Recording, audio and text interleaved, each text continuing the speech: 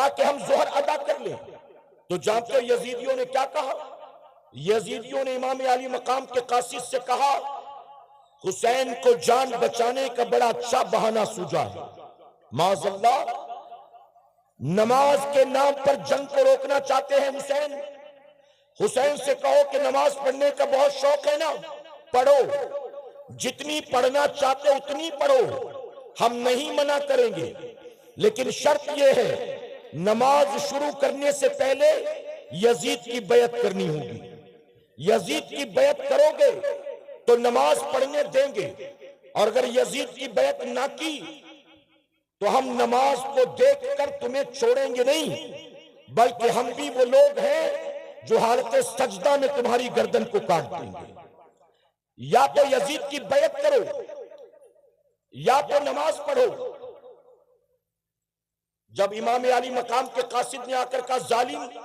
جنگ روکنے کو تیار نہیں ہے، بلکہ دھمکی دے رہے ہیں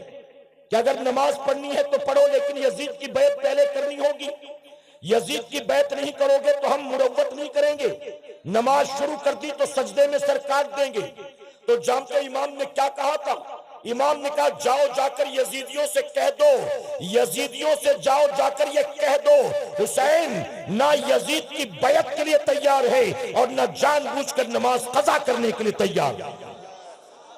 نہ ہاتھ میں ہاتھ دوں گا اور نہ نماز چھوڑوں گا۔ جاؤ کہہ دو کہ دھمکیاں دینا بند کر دیں، اگر یہ حالت سجدہ میں سر کاٹنے پر تلے ہیں تو حسین بھی سجدے میں سر کٹانے پر تلا ہے۔ میں سر کٹا تو سکتا ہوں لیکن نماز قضا نہیں کر سکتا ہوں۔ یہ کون کہہ رہا ہے؟ میرے پیارے آقا علیہ الصلوۃ والتسلیم کے پیروانوں، یہاں علماء موجود ہیں، آپ پوچھئے اپنی مسجد کے امام صاحب سے پوچھئے گا، ایک آدمی اگر نماز میں ہے اور حالت نماز میں کہیں سے سانپ یا بچھو آ گیا، کوئی موذی جانور، اور اس کو یقین ہے کہ یہ مجھے ڈنک مار دے گا، ڈس لے گا، تو ایسی صورت میں کیا وہ نماز توڑ سکتا ہے؟ شریعت کا کیا حکم ہے؟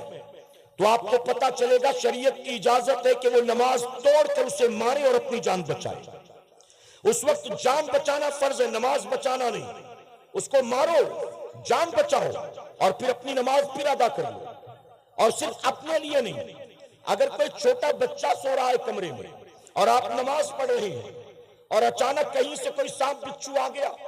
اور آپ کو یقین ہے کہ اگر میں نے نماز توڑ کر اسے نہیں مارا تو یہ بچے کو ڈس لے گا، بچے کو ڈنک مار دے گا، تو بچے کی جان بچانے کے لیے بھی شریعت نے آپ کو نماز توڑنے کی اجازت دی۔ اب آپ بتائیے کہ جان بچانا ایسی صورت میں فرض، اور بھی بہت اس کی تفصیل ہے،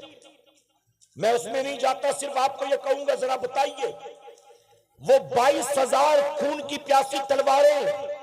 جنہوں نے امام علی مقام کے ننھے علی اصغر کو نہیں چھوڑا، 6 ماہ کے لخت جگر کے سوکھے حلقون پر تیر چلایا، جنہوں نے امام حسین کے بھانجوں اور محمد کو نہیں چھوڑا، یعنی اہل بیت کے چھوٹے چھوٹے بچوں کو بھی ظالموں نے چھوڑا نہیں ہے۔ امام کو پتا تھا اگر ان ظالموں کے سامنے میں نے سجدے میں سر کو جھکایا تو یہ میرے خون کی ننگی پیاسی تلواریں یہ میری گردن کو کاٹ دیں گی۔ امام علی مقام کیا شریعت کا مسئلہ نہیں جانتے تھے کہ ایسے میں جان بچانا فرض ہے، جان بچ جائے تو نماز پھر کبھی ادا کر لیں گے۔ اللہ دیکھ رہا ہے کہ حالات کیسے ہیں، ایسے میں اگر سجدہ کیا تو یہ ظالم گردن مار دیں گے، لیکن امام جانتے تھے اگر آج جان بچانے کے لیے میں نے نماز کو قضا کر دیا تو قیامت تک جب بھی کربلا کی داستان لکھی جائے گی، جب بھی خطیب منبر پر کھڑے ہو کر کربلا کے واقعات بیان کرے گا تو لکھنے والا لکھے گا حسین نے نماز کو چھوڑ دیا تھا، خطیب کہے گا حسین نے نماز کو قضا کر دیا تھا۔ امام جانتے تھے اگر میں آج چھوڑوں گا تو قیامت تک کے لیے چھوڑنا مثال بن جائے گا، اور اگر میں جان پر کھیل کر جان کی پرواہ کیے بغیر آج نماز ادا کروں گا تو قیامت تک کے لیے میرا سجدہ کرنا نانا کے امت کے لیے مثال بن جائے گا۔ اسی لیے میرے امام نے بتا دیا، حالت سجدہ میں سر کٹا کے میرے امام نے بتا دیا حسین کو یقیناً بیٹے بھی پیارے ہیں، بھتیجے بھی پیارے ہیں، بھانجے بھی پیارے ہیں، بھائی بھی پیارے ہیں، اپنا خیمہ بھی پیارا ہے، اپنے بیوی بچے اور بہن بھی پیاری ہے، حسین کو سب کچھ پیارا ہے، لیکن حالت سجدہ میں امام نے سر کٹا کے بتا دیا حسین کو سب سے زیادہ محبت ہے